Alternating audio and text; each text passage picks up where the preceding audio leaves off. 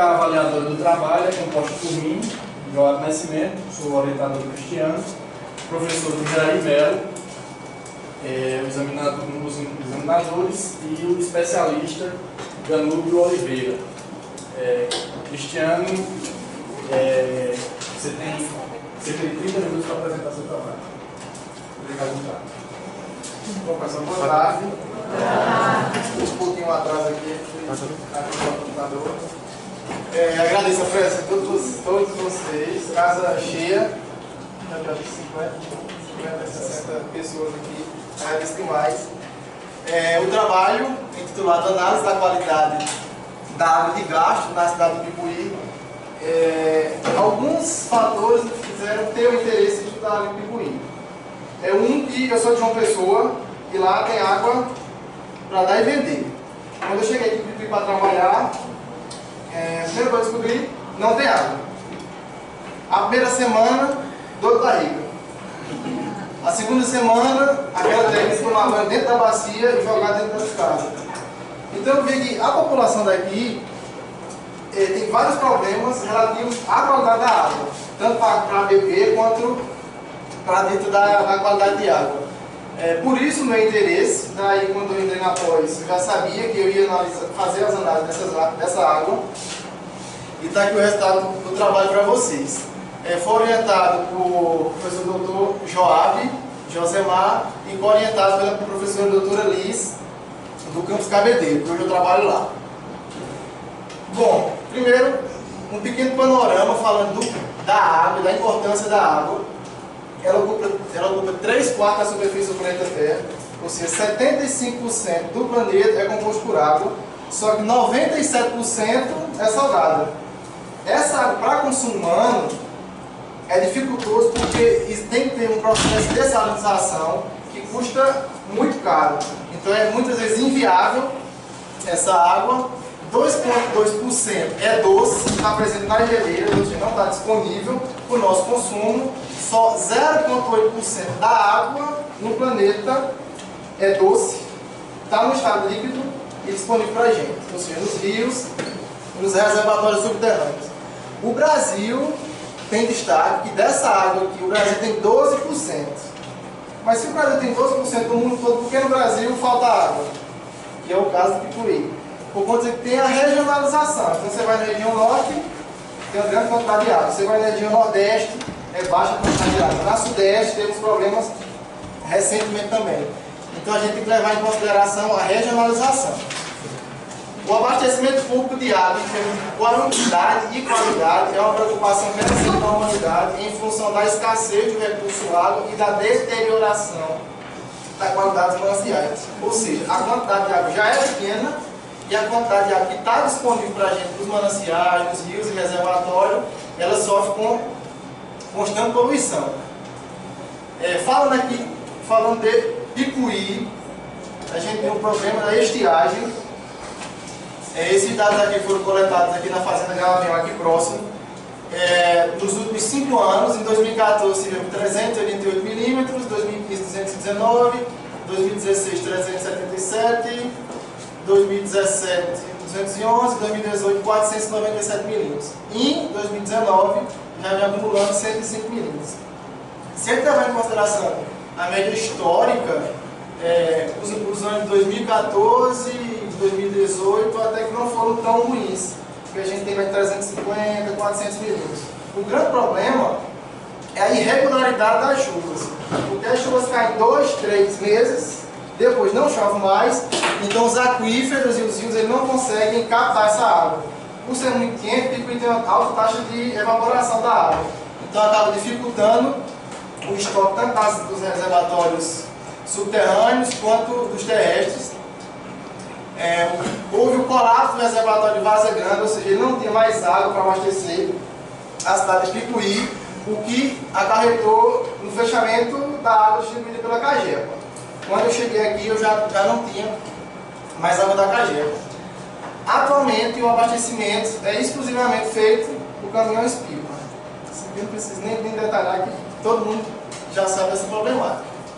A água pode veicular um elevado número de enfermidades por ingestão e por contato com mucosas, Isso foi um dos fatores que fizeram também o estudo desse trabalho.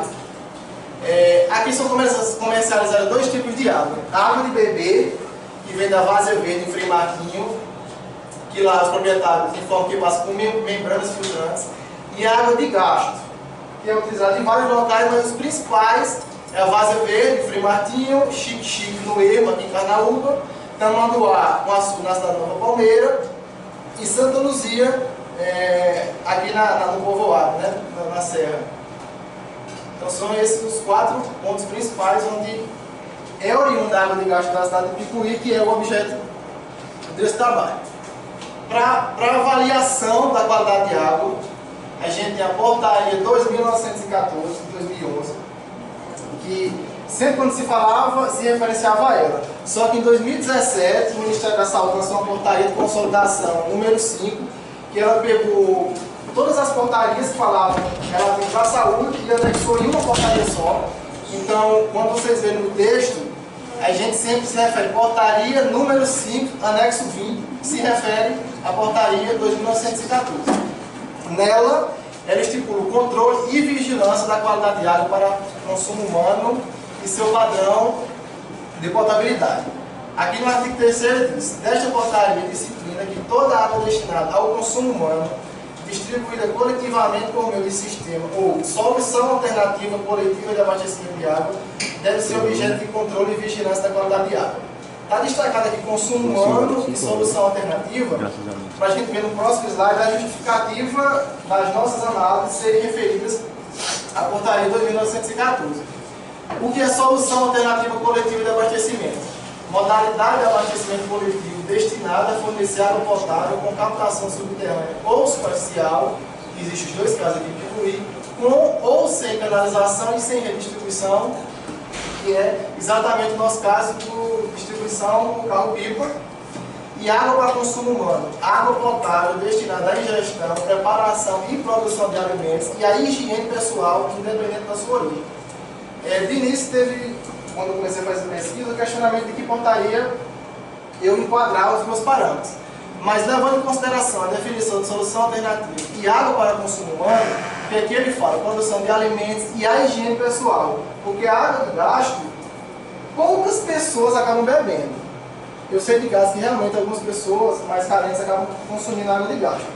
A boa parte não. Mas aqui se enquadra com higiene pessoal. Água para consumo humano se enquadra também com higiene pessoal. Por isso, a água de gasto e a água de beber devem seguir os padrões de potabilidade exigidos nessa portaria. Então, todos os parâmetros comparativos aqui estão de acordo com essa portaria ou com a resolução CONAMA 357. Então, o objetivo deste trabalho é analisar a água de gasto que abastece a cidade de Picuí quanto aos parâmetros físico-químicos e microbiológicos. São 10 parâmetros. Eu queria fazer mais, só que no laboratório, lá em Cabeleira, a gente só consegue fazer aqui esses 10 parâmetros: turbidez, pH, temperatura, condutividade, sólidos totais dissolvidos, dureza, cloretos, cloro residual líquido, coliformes totais e Escherichia coli. Bom, os materiais e métodos. A coleta foi realizada em 4 pontos: um na zona rural, no sítio Isidro, e 3 na zona urbana. Um no Pedro Tomás, um no JK e um no Monte Santo. Durante o trabalho eu não especifiquei a casa de ninguém, mas aqui, como foi coletado em vários separados, as pessoas que tiverem acesso a esse trabalho, que porventura são donos das cisternas onde foram coletadas, elas vão ter 10 parâmetros de qualidade de água. Então, não só a gente tem um panorama da cidade de Picuí, como 4 pessoas em Picuí tiveram a oportunidade de ter as análises realizadas. As coletas foram feitas entre as 18 e 22 horas, no dia 6 de março de 2019. Destaca horário, porque para fazer essas análises, alguns têm que estar no máximo 24 horas entre a coleta e a análise, que é o exemplo dos parâmetros microbiológicos. Se não, os coliformes que a gente tenta avaliar, se eles tiverem a análise feita 24 horas depois, a mortandade deles é muito grande, então a gente não consegue encontrar. Por isso a importância de não exceder 24 horas As coletas físico-químicas. Foi seguido um passo a passo, tanto para a coleta físico-química quanto microbiológica, porque para trabalhar no laboratório, eu digo que é muito metódico. Você tem que seguir exatamente a normatização, senão não temos resultados confiáveis. Então a torneira é aberta, deixando correr água por 2 minutos, para eu não gastar água do povo nas casas. Eu coloquei uma bacia, deixei correr 2 minutos para poder não brigarem comigo. A coleta da amostra foi diretamente em recipiente plástico limpo, foi usando a garrafa de água mineral de 1,5 litro, que a gente precisava mais ou menos isso. E coloca um pouco da amostra, a gente chacoalha dentro para não deixar nenhum resíduo de água mineral para afetar as nossas análises. Foi feita a identificação do recipiente da coleta, armazenado no refrigerador, porque as amostras têm que ficar refrigeradas em temperaturas inferiores a 10 graus e mais do que 0 graus, não pode congelar. E o transporte para Cabedelo foi realizado em caixas térmicas com gelo. Aqui tem algumas fotos do procedimento de coleta e de análise. Na verdade, para análise físico-química, eu não precisava estar de touca, de máscara, mas como as coletas foram feitas na mesma hora, microbiológica e físico-química, por isso que está de máscara e touca. Aqui está sendo feita a verificação da temperatura, aqui a coleta em água da torneira, e aqui foi o acondicionamento que foi levado para ser realizado as análises em Cabedelo. Esses gelos aqui para conservar a temperatura baixa.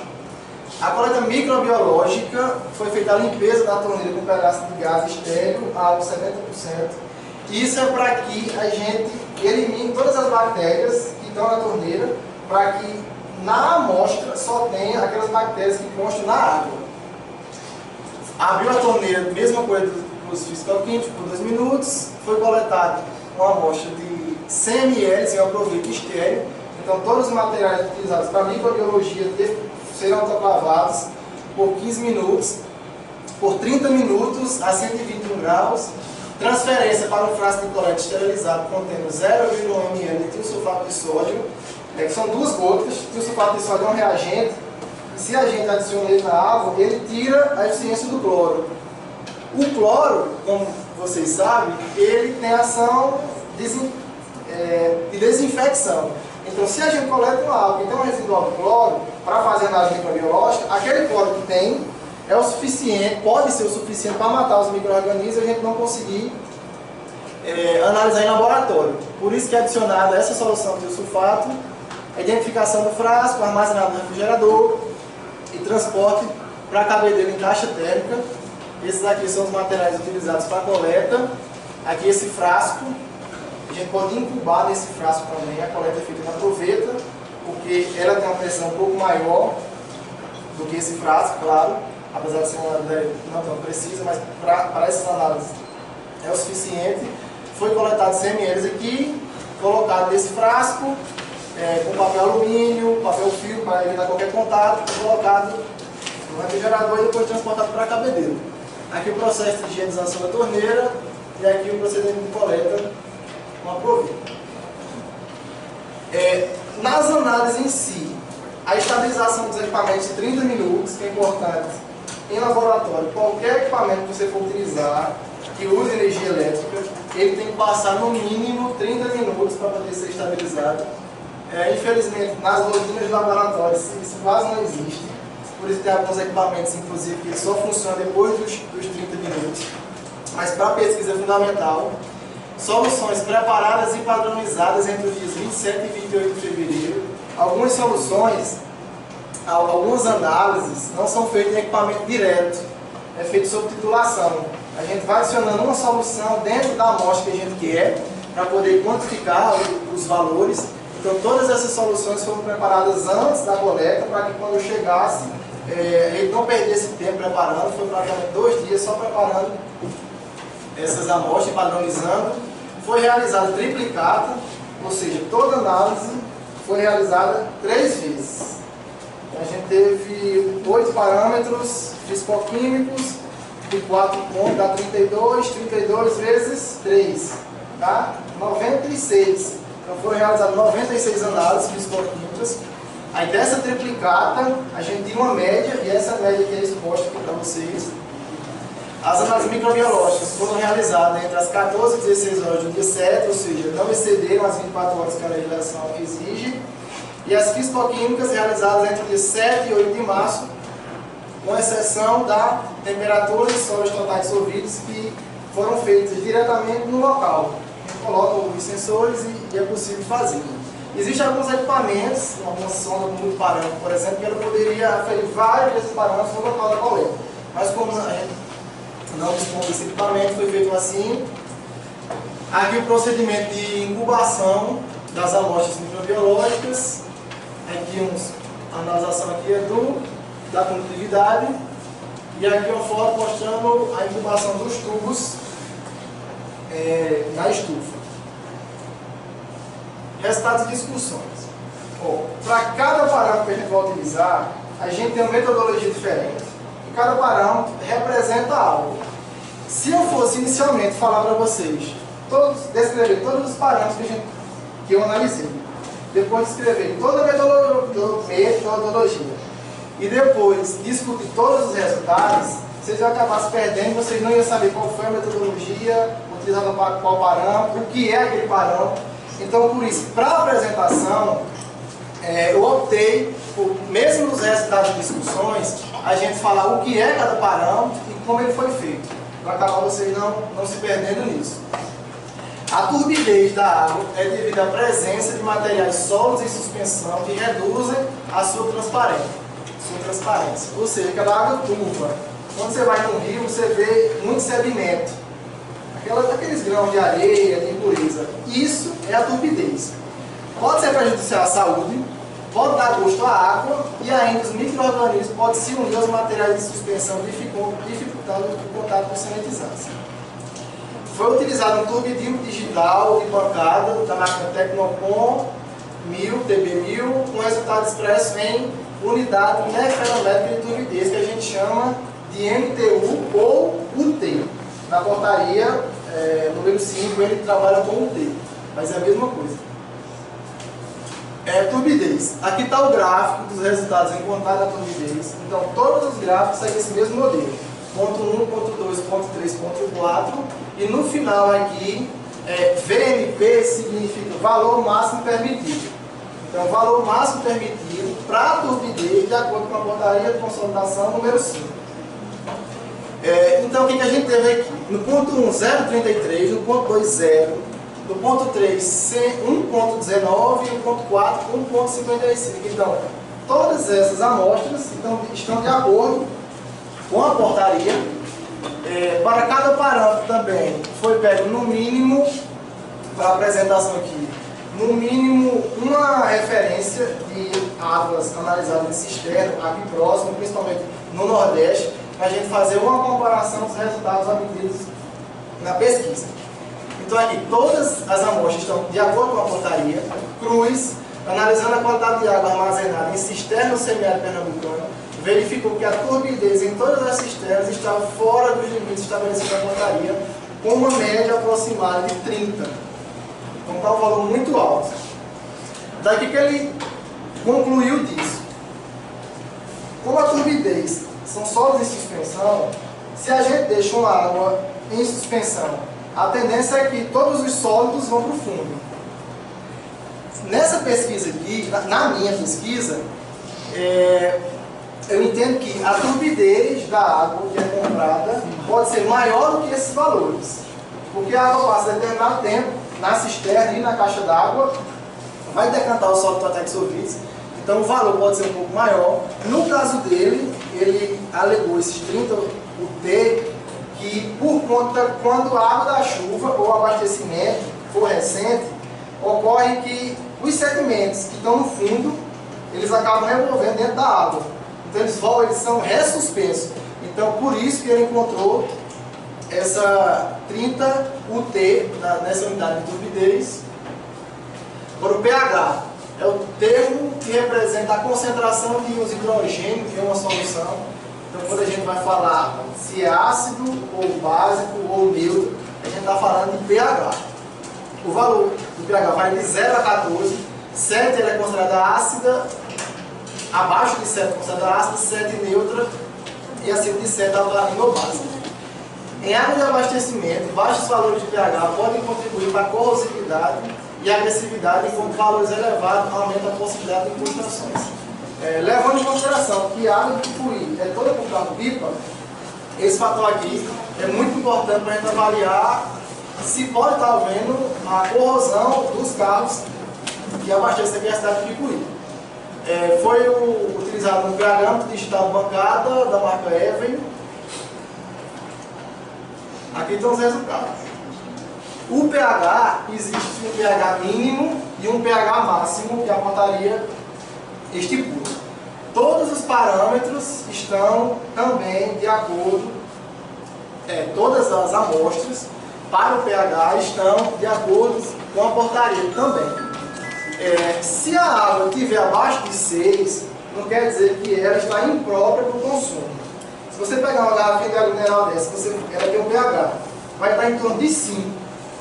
Então, se ela é comercializada com pH 5, é porque não vai trazer tanto risco à saúde. Esse valor é mais estipulado para evitar corrosão e incrustações no sistema de abastecimento de água. Bezerra, analisando parâmetros físico-químicos em águas de chuva em cisterna de São Sebastião da Lagoa de Roça, obteve pH básico em 100% das cisternas de placa, ou seja, essas cisternas de concreto, enquanto que nas cisternas de polietileno apenas 30% possuem pH básico. Isso aqui foi interessante, eu nunca tinha despertado para isso, só quando foi analisar isso aqui. Ele disse que na construção das barragens, das cisternas de placa, é utilizado cimento. E o cimento, a base do cimento é praticamente carbonato de cálcio, que é CaCO3, que tem caráter básico. Então, se a gente armazena uma água em cisternas feitas de cimento, a tendência é que o pH dela seja mais básico. Isso foi encontrado porque 100% das cisternas de placa tiveram um pH básico, enquanto 30% nas de polietileno tiveram. É algo bem interessante também. Temperatura. A temperatura expressa a energia cinética das moléculas de um corpo, sendo seu gradiente o fenômeno responsável pela transferência de calor em um líquido. Então, por ser responsável pela energia cinética, a temperatura é relacionada com diversos outros parâmetros. Ela interfere, por exemplo, em coagulantes. Quando a gente vai na estação de tratamento de água, o pH é importante para fazer coagulantes, com a desinfecção, mudança de pH. Então, todos esses parâmetros estão interrelacionados com a temperatura. Ela foi analisada, na portaria, ela não diz uma temperatura estimada, mas ela foi analisada justamente por ter essa importância para outros parâmetros. Foi utilizado termômetro digital tipo espeto da marca J Prolar, modelo SH113, com resultados em graus Celsius. Acho que na imagem vocês viram, foi colocado espeto diretamente no fluxo da água. Aqui os valores para a temperatura variam entre 27 em São Sebastião da Lagoa de Roça, teve a média de 24,3 para a cisterna de placa e 25,3 para a cisterna de polietileno. A diferença dessa temperatura aqui vai de acordo com o clima, o horário que foi coletada a água, diversos fatores. O que acha interessante também é que ele observou que em cisternas de placa a temperatura é um pouco mais baixa, nada significativo. Na média geral foi apenas 1 grau Celsius, que as cisternas de placa tiveram um grau a menos do que nas cisternas de polietileno. Condutividade.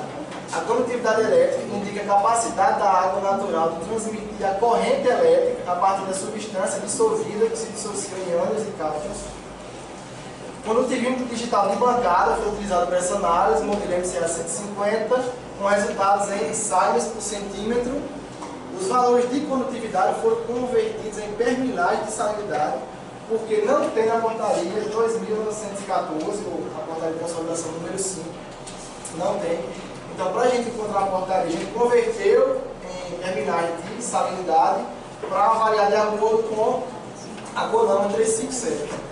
Aqui tem os valores de condutividade, 548, 396, 91,3, 244,5. A unidade é microssábios por centímetro. Analisando padrões físico-químicos da água para consumo humano em Massaranduba, Silva obteve 750 255 microsieverts em amostra de torneira e 56 microsieverts em amostra de cisterna. Essa amostra de cisterna aqui ela se referiu por ser água de chuva. Então, a água de chuva, a condutividade dela é muito baixa e a presença de sais.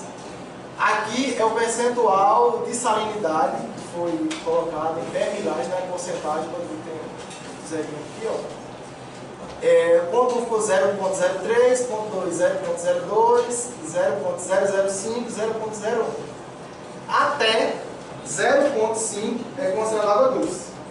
Então a gente pode concluir que todas as águas, assim, das nossas amostras, todas as nossas amostras são água doce. Apesar de a gente encontrar uma condutividade relativamente alta e outros parâmetros, mas ela se enquadra como água doce.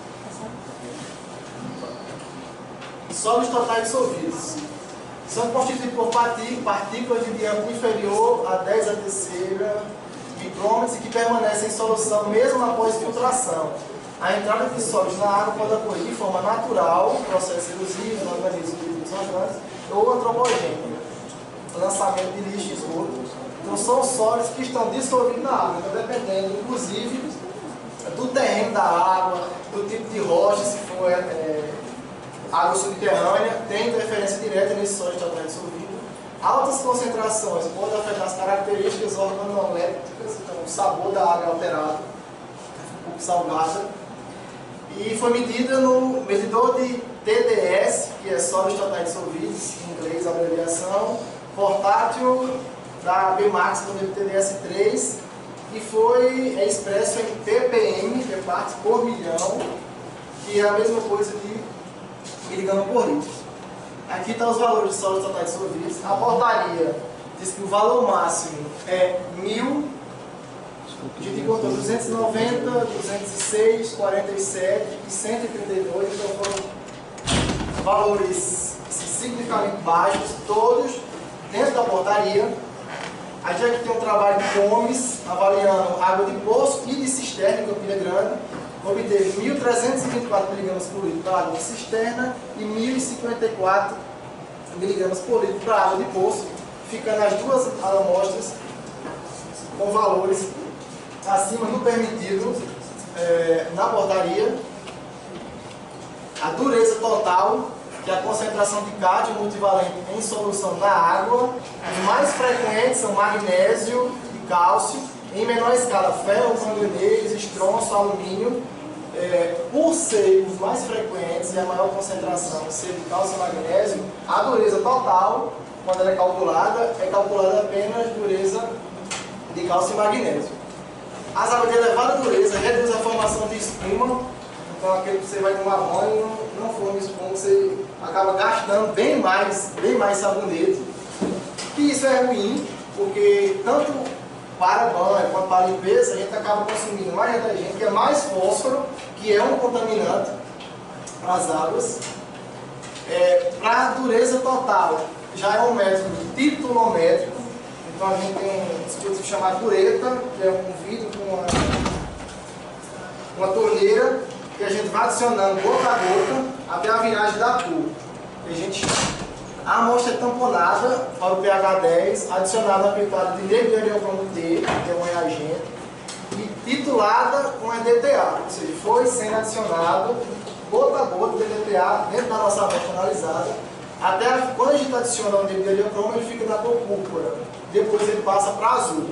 Esse é chamado ponto de viragem. Quando ele muda de cor, a gente anota um valor e coloca isso aqui na fórmula.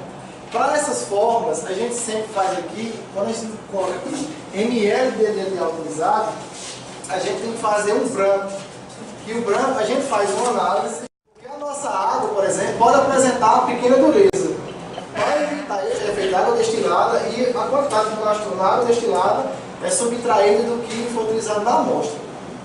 É colocar essa fórmula aqui, a ml de EDTA vezes 1000, FC é o fator de correção. Quando a gente prepara uma solução, a gente pode cometer alguns erros. Então depois a gente faz a padronização dessa solução para ter a certeza que ela foi feita correta e é dado um valor que a gente tem que chegar o mais próximo de 1. Uma solução perfeita, ela tem um fator de correção 1. Então é adicionado a essa forma para a gente ter o valor exato. Esses são os valores de dureza total encontrado. O valor máximo para a dureza é 500 mg por litro de carbonato de cálcio, CaCO3. Todas as nossas amostras estão de acordo.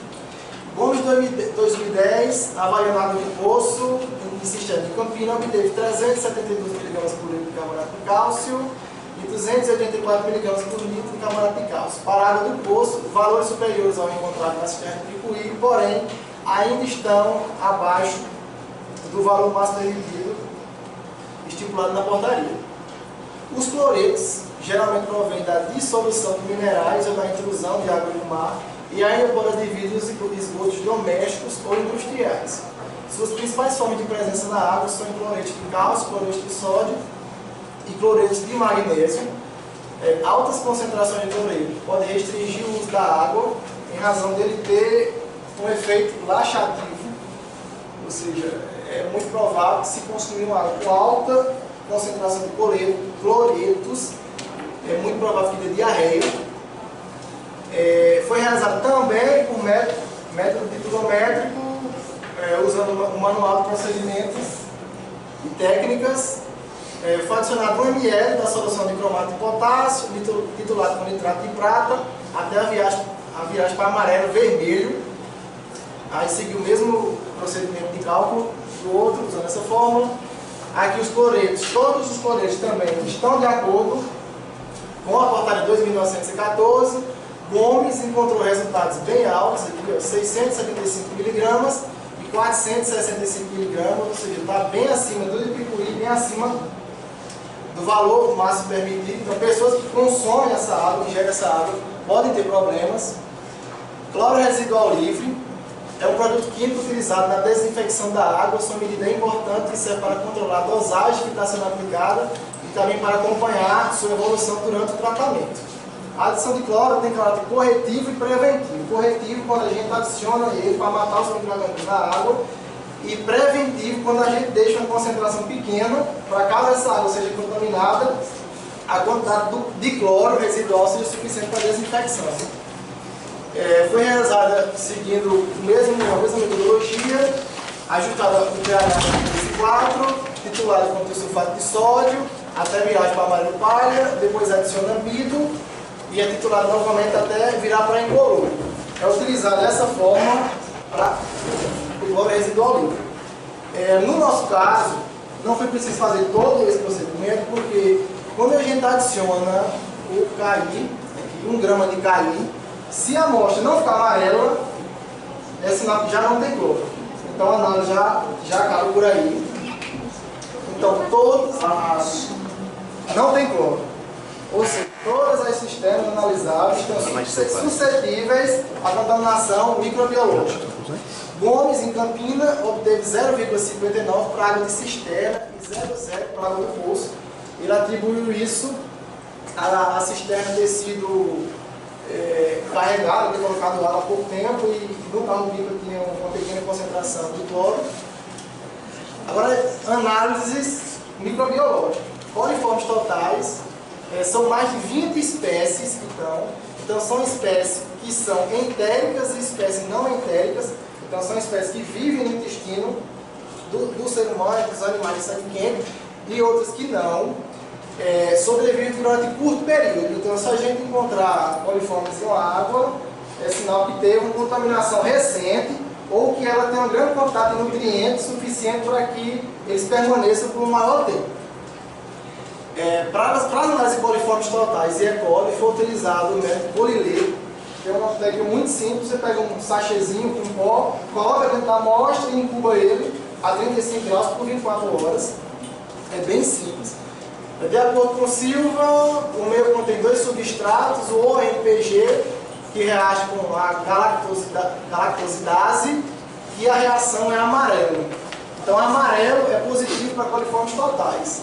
E o MUP reage com a glicuromidase, que tem fluorescência ou luz ultravioleta. Para poder ser feita a avaliação quantitativa, foi utilizada a técnica de número mais provável. Então aqui está a incubação, foi feita a incubação, aqui já está o resultado.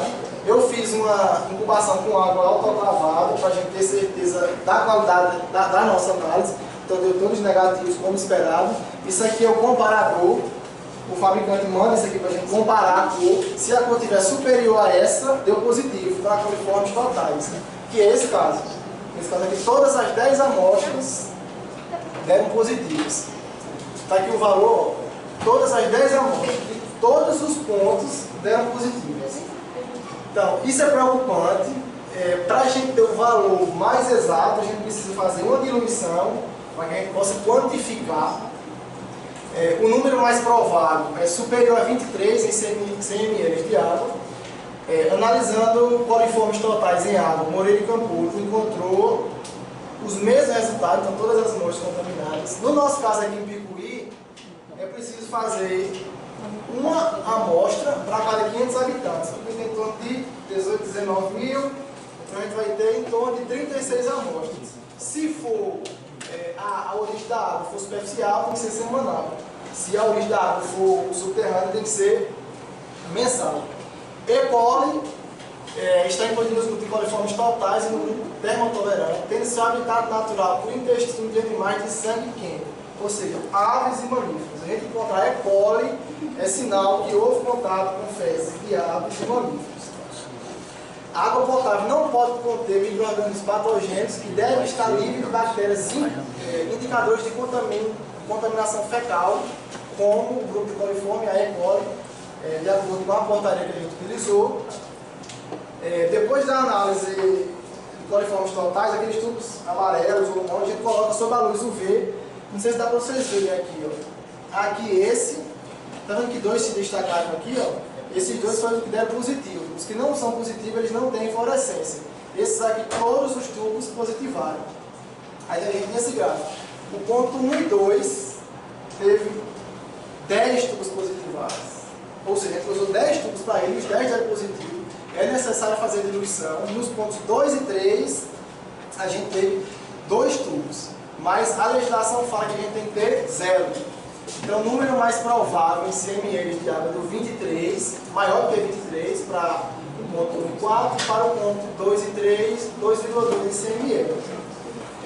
Cruz, analisando a água armazenada no semiárido, então encontrou semelhantes com presença de E. coli em 10 das 12 amostras.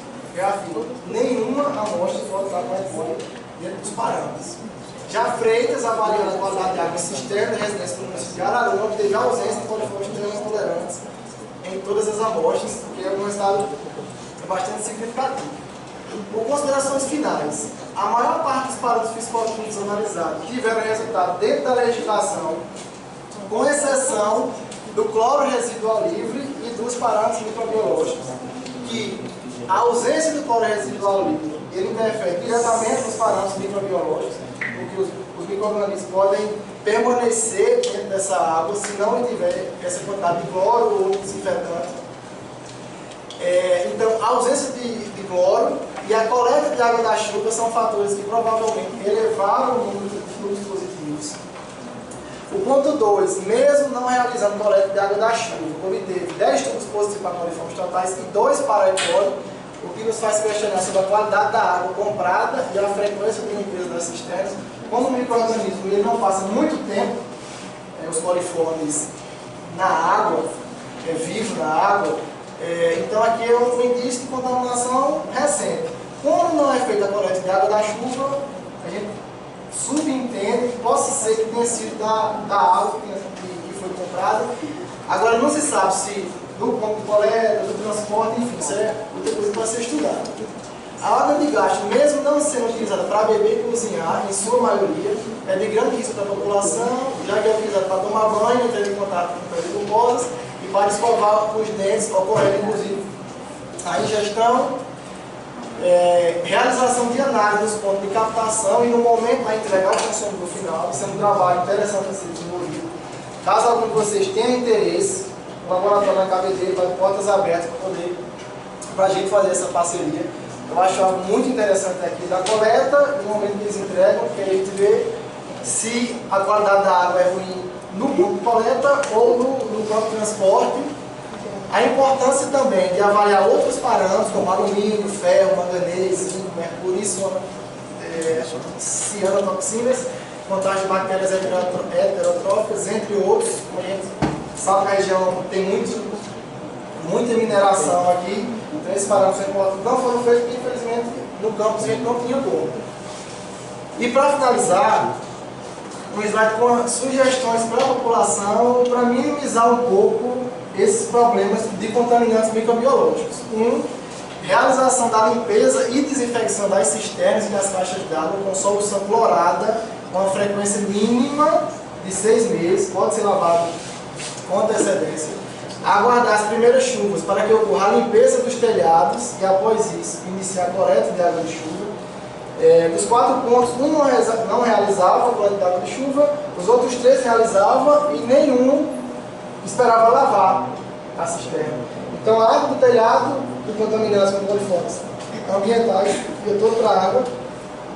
Acompanhamento do cloro residual líquido, que pode ser feito por qualquer pessoa com kit de teste para cloro, tipo aqueles de piscina.